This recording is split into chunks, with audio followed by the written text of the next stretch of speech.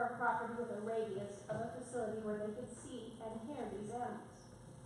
I have sold 4 properties within a mile radius of the proposed site within the last 2 years, and all of these buyers have stated that they may not have purchased their properties if they had known that a facility like this was in existence.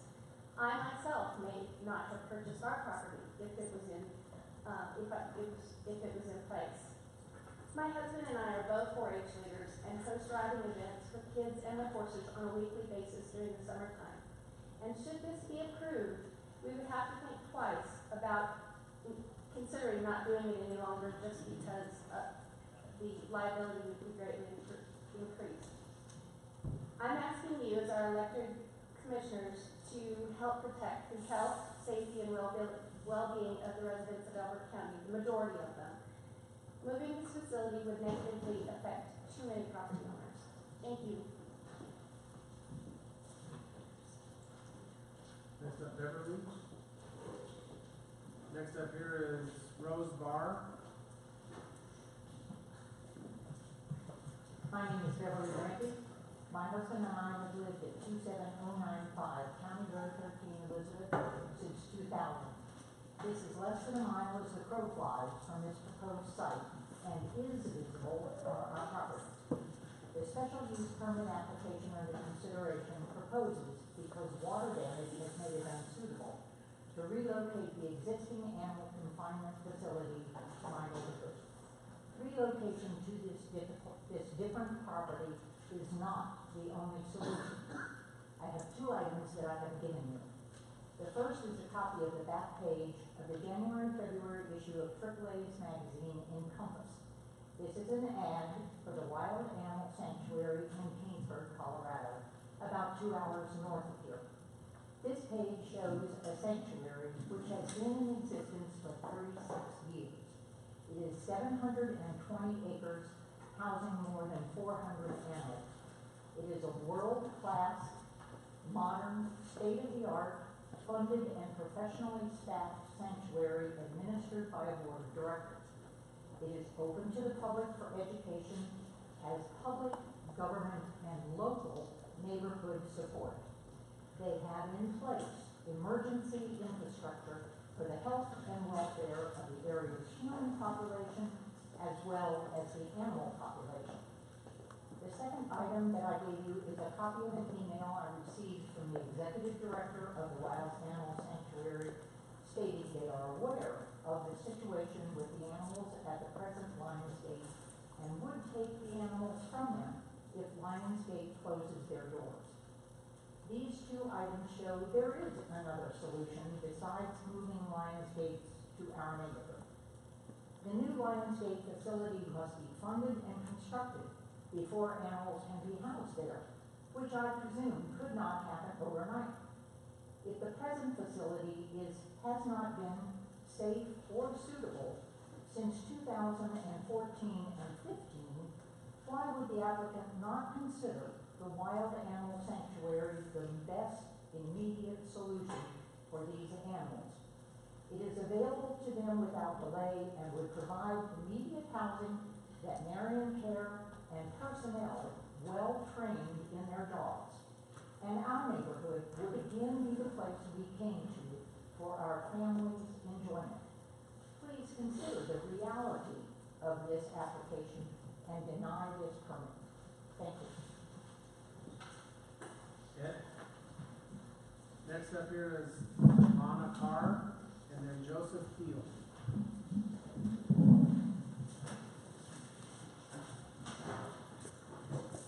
Ed Steinman, 3643 Road 106. Our property adjoins the applicant's east. A lot of points have been made today opposing this special use. I want to summarize some of those points. First, let me emphasize, it's for basically the same SUR that was applied for in 2006, which was unanimously denied. The only difference is this one requests a larger facility and more animals. SURs must comply with all requirements in the regulations, as has been amply shown in comments here and in letters to the board. This one does not comply with at least 2 of those From page 22, section 17, item 7B deals with harmony and compatibility, and also item 7G, that it will not be detrimental to the health, safety, or welfare of the inhabitants. A special use that is harmonious and compatible would conform with and complement the nature, character, and existing uses of the neighborhood. This one does none of that. It conflicts with the existing uses. It poses grave threats to the health, safety, and welfare of the inhabitants. Further evidence of incompatibility is the increased population density of the area compared to 2006. At least 29 houses now are within 1 mile of the proposed site, and several times that many are within 2 miles. If the density was considered to be too great in 2006, it's certainly too great today. Property rights are cited in support of this special use, but property rights do not permit the infringement on rights of others. Our property rights include the quality of life and freedom from fear that have always existed here and which we rightfully expect to continue undiminished. Their rights do not enable them to preempt our rights. The fact that nearly all of us in this area would not have purchased our properties had this SER existed shows the severe effect this proposal would have on property values. Countless examples have been given today to further illustrate the inevitable devaluation of our properties. And another factor is that it could set a very undesirable precedent if approved. Considering the many valid reasons that have been given for denial of this SUR, and that they were equally applicable to the one that was denied in 2006, it would be very difficult to understand how a contradictory decision could now result from these same criteria. We respectfully request that you consider these reasons and vote to deny this SUR. Thank you. Janelle? Next up, Joseph Keel, Kathy Bozier. My name is Janelle Schwab, and I am a new landowner in Elbert County. I just recently purchased 40 acres of agriculturally zoned land. Before I purchased this land, I looked up the master plan, and right there in the master plan, sure enough, it said the keeping of exotic animals has been stated in the master plan as a viable request for a special use permit. So, I've been very interested watching how the Elbert County works, and it's been very interesting to observe the county process at work through the planning committee. I was very pleased that they put such effort in, and after much thought and deliberation, the planning committee voted to approve the special use permit requested by Lionsgate Sanctuary. There were 4 major subjects, as we have all been hearing, that were mentioned repeatedly in questions and comments. First, it was a master plan, and it just decided it was that the keeping of exotic animals has been stated as a viable request. And so anybody else since 1996 that's purchased their land, if they've done their homework, they would know that this was a possibility. This was out there for anybody else to read. And of course, the benefit of the lower taxes with agriculturally zoned land, that's a real draw, of course. But the freedoms that your land rights offer are probably the first pull for me. Second and third, or the terms we've been hearing, harmony and compatibility. It was determined by staff that the granting of the special use permit did not cause disharmony. The sanctuary would not block anyone's view or cause any other reason to be in conflict with any neighboring land uses. The sanctuary has shown that domestic livestock would not be adversely affected, nor would the beloved wildlife of the area. Livestock as well as wildlife have chosen and made their own way to be in very close proximity of the animals of Lionsgate. There are actually bunnies that live in with the lions. No incidences or problems. Harmony. Compatibility. The relocation of Lionsgate will not prevent any Elbert County residents from executing their own land rights. They will be able to continue to raise domestic livestock without any interference. They can plant a garden, they can have a barbecue, and they can camp out. They can do anything within their land rights just as they have been doing. The sanctuary relocation will not impede their activities. Therefore, it is completely compatible. Safety was the fourth area of question. The planning committee questioned Peter and Joan from every direction in this matter, and they answered openly and honestly every question put to them. They are completely willing to comply with the 10 stipulations that the committee gave to them in order to grant the approval of the special use permit. An impeccable history of incidents that does not just happen. Safety always has been the absolute top priority of Peter and Joan, both for the public and for the animals, not just in the 10 years on record, but in Peter's case, 24 years without incidents. The special use should be granted with great confidence. Rose. Next up, Diego Herrera and Donna Herrera. Hi, my name is Dr. Rose Barr. I've been a veterinarian with the sanctuary since 2010. I wanted to take a minute to thank you all for visiting the sanctuary. I think it's one thing when we sit here and tell you how calm it is, how peaceful it is, the lack of noise, the lack of odors. I think it makes a difference when you've actually been to the sanctuary and you can appreciate that. As a professional, I know that these guys take human and animal safety as their #1 concern, and I have no doubt that if there ever were an incident, that animal would be destroyed. I've had the opportunity to go out probably 4 to 6 times a year since I've been working with them. I've never felt unsafe. I am with them when they're sedating these animals. I am in the enclosures with the animals when they're sedated. I wouldn't do that if I felt uncomfortable. I had actually been to some of the other sanctuaries in question. Serenity Springs wanted me to get in an enclosure with an awake mate of a tiger while the other tiger was sedated.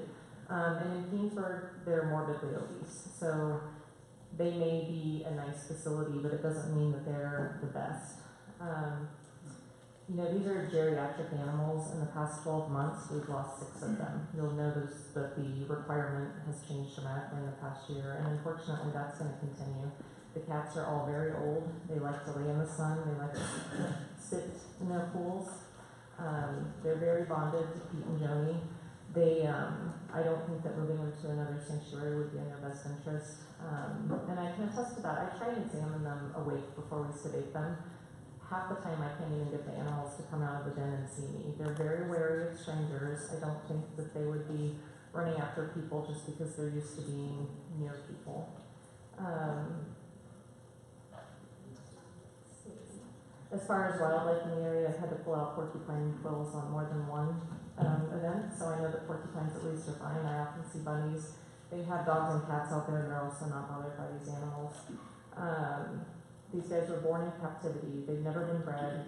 They're going to die in captivity. They maintain with their health. They maintain vaccinations and deworming protocols. We treat them when they're sick, and we euthanize them when they need it. And I fully support this application. Thank you. Lana?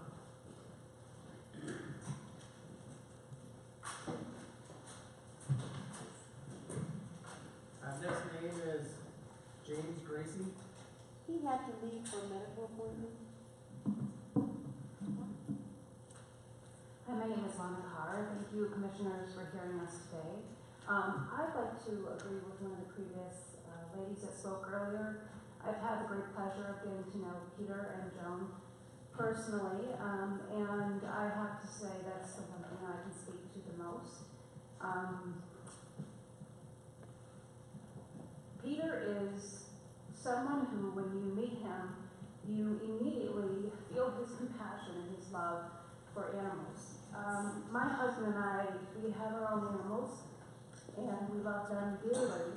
And I can tell you that we would never leave our animals with pretty much anyone on this earth, even closest family members. And Peter is probably the only person that we would leave our animals with without concern and hesitation. He and Joan and their labor of love, what they do, is beyond anything that you could ever imagine. I know firsthand that Peter and Joan take safety and security of these animals as their first priority.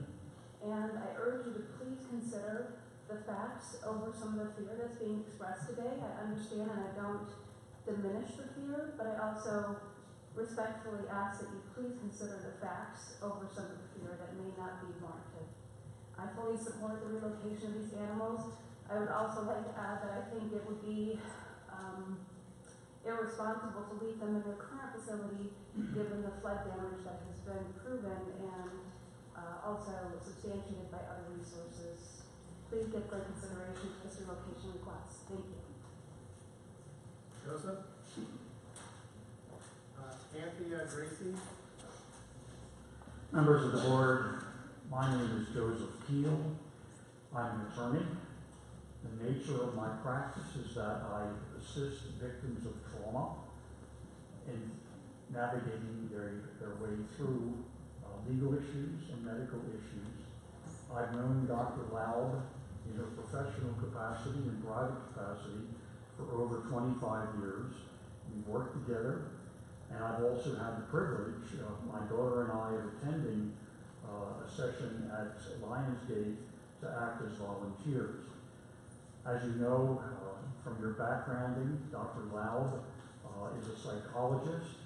She likewise attends to the needs of victims of trauma and their emotional needs. And I view our respective professions as helping professions.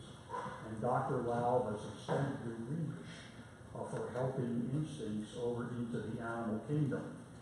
She has taken under her wing, at considerable financial sacrifice, these exotic critters, and as the name implies, Lionsgate Sanctuary. She provides sanctuary, refuge, and security and peace for these exotic critters who, through no fault of their own, have been deprived of the opportunity to be in their natural habitat. As an outside observer, I have 3 observations to bring to the board, please.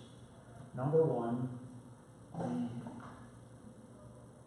the applicants, Peter Linney and Dr. Laub, are not sports personalities, they're not celebrities. They don't take these animals under their care as some curiosities or pets. Their motivation in this sanctuary is to provide a safe and secure environment for these aging critters to allow them to live out the rest of their natural lives in peace and security. Second observation, this is not a commercial enterprise or a business. The applicants are not in this to make any money. They don't have the opportunity to have people from the outside come in, pay admissions or pay fees to view these animals. No members of the public are allowed into this facility as proposed. That raises 2 issues. Number 1, the motivation is purely to take care of these animals in their existing sanctuary. Secondly, if members of the public are not allowed to come in, that significantly diminishes any risk of an untoward incident occurring. The last observation I'd like to make is that this is not a new facility applicant to Elbert County. This facility already exists, the zoning is in place, it's been in existence for 10 years without incident, and it's simply a request to move from point A to point B. Thank you, members of the board. Kathy?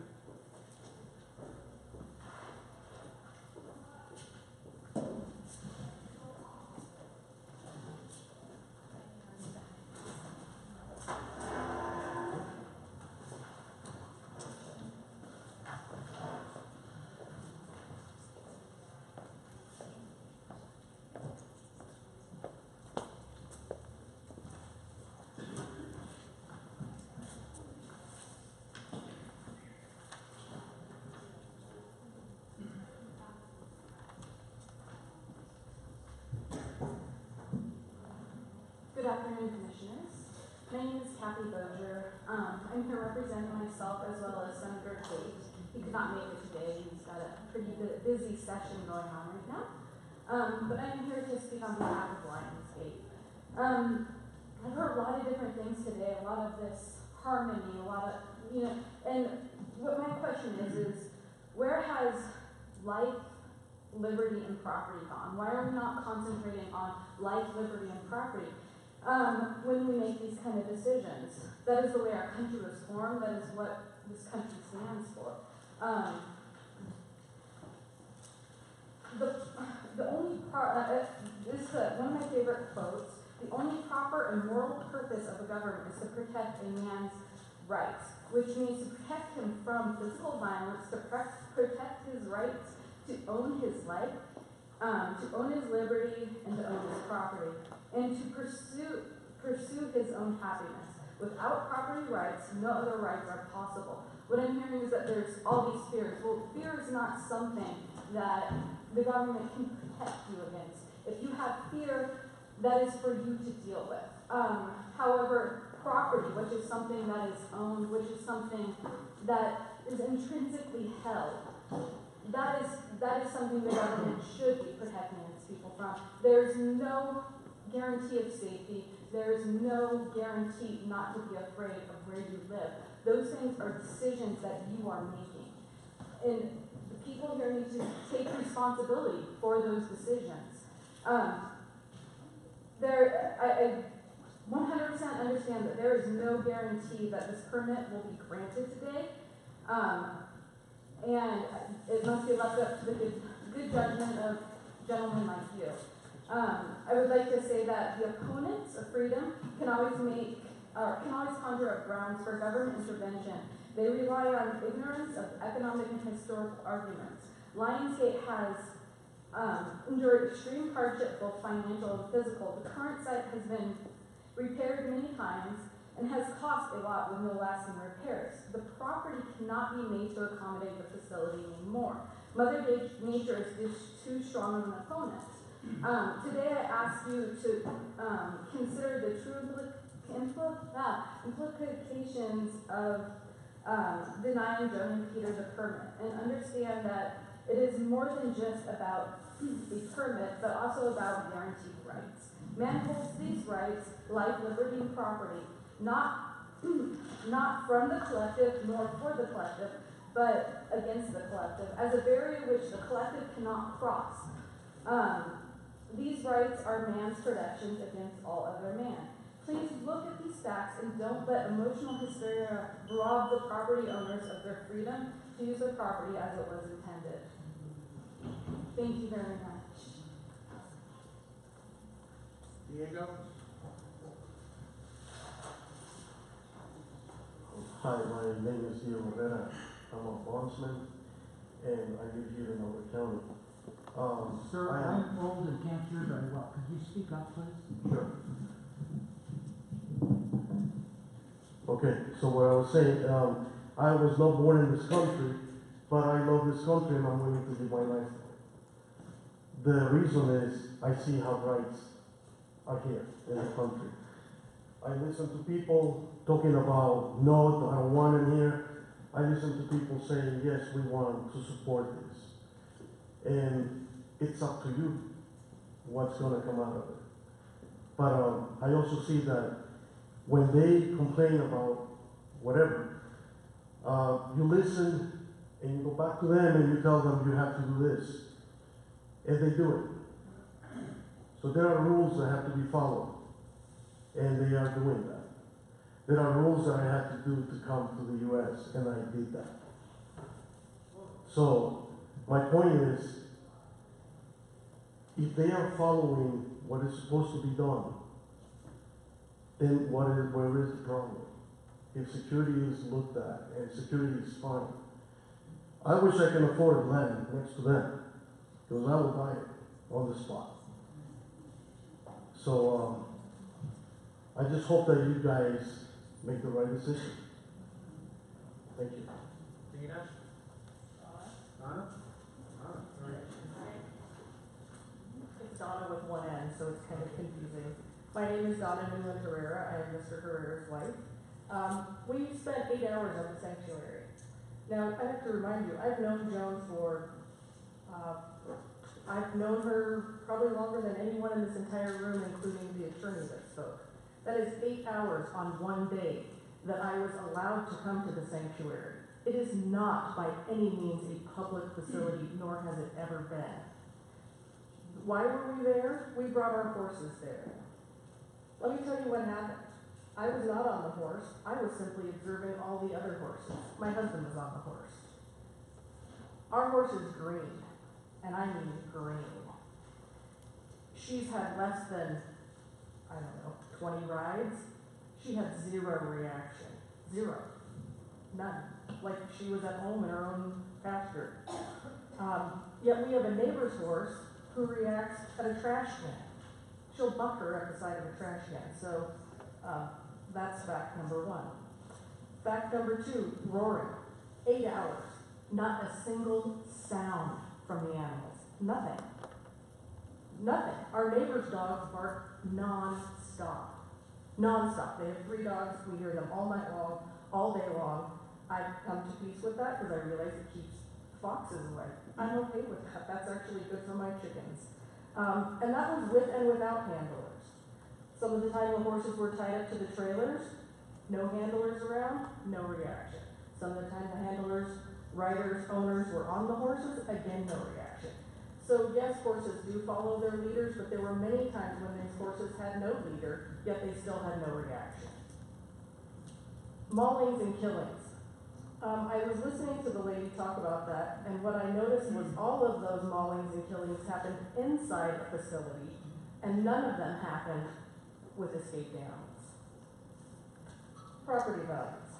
I personally, like my husband, which I'm glad we're in agreement with this, would live next door to this facility, and so would many, many others. Houses near the Denver Zoo sell at a premium, and there are literally thousands upon thousands upon thousands of people who want to live near the zoo. And I'm sure the elephants make noises because I've heard them, although I've never heard the tigers, lions, or any of them. And that brings me to the point of safety. Zoos are full of children and parents and grandparents and brothers and sisters every day of the year that they're open. And they're less safe. Yet hundreds of thousands of people want to live near the zoo. These cats don't have thumbs, they don't have fingers, they can't open padlocks. So really the safety issue here is with the people who are inside, which was pointed out by the other lady, where all the maulings and killings. So really the only people that have the potential to be unsafe are anyone who is inside that cage, and that's not the general public. Yeah.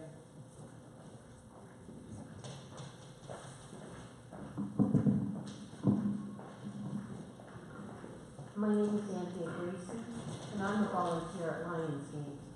As you've all heard and know, Lionsgate is a sanctuary, a safe haven for animals that have been abused and neglected. It's owned and operated by 2 people who do not derive any profit from it. They're simply 2 people who care deeply about the welfare of these animals and provide a safe and comfortable home for them at their own expense, both financially and by sacrificing nearly all their time to this effort. As a volunteer, I get to experience Lionsgate pretty up close and personal. I want to emphasize that safety is a primary concern for Peter and Jones.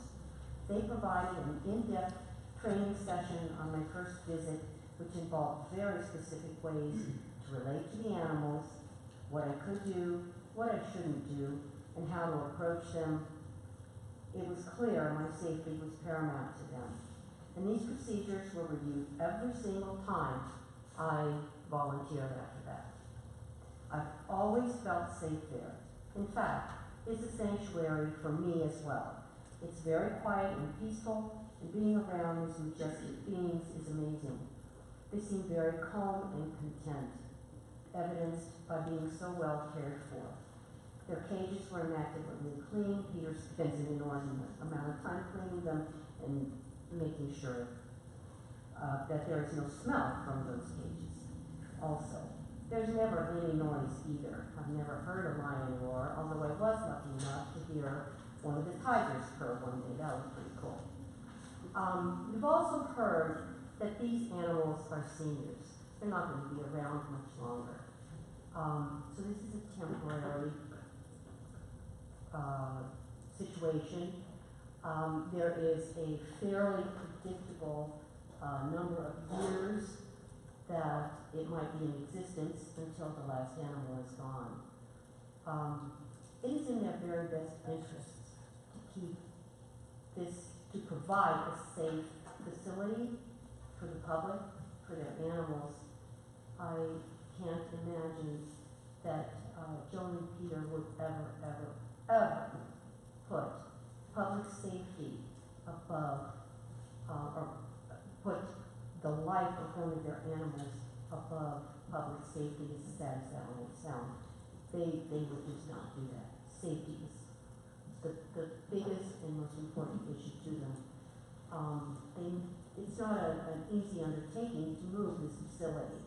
They're doing so because it's necessary. So I hope that you grant this request for relocation so that they can continue this endeavor in the best way possible. Thank you. That's the last one on the list. Well, thank you. Is there anybody else who has any comments? Okay, well, at this point, I think we need a break. So, we can take about 5-10 minutes, and we'll come back. Don't make fun of us.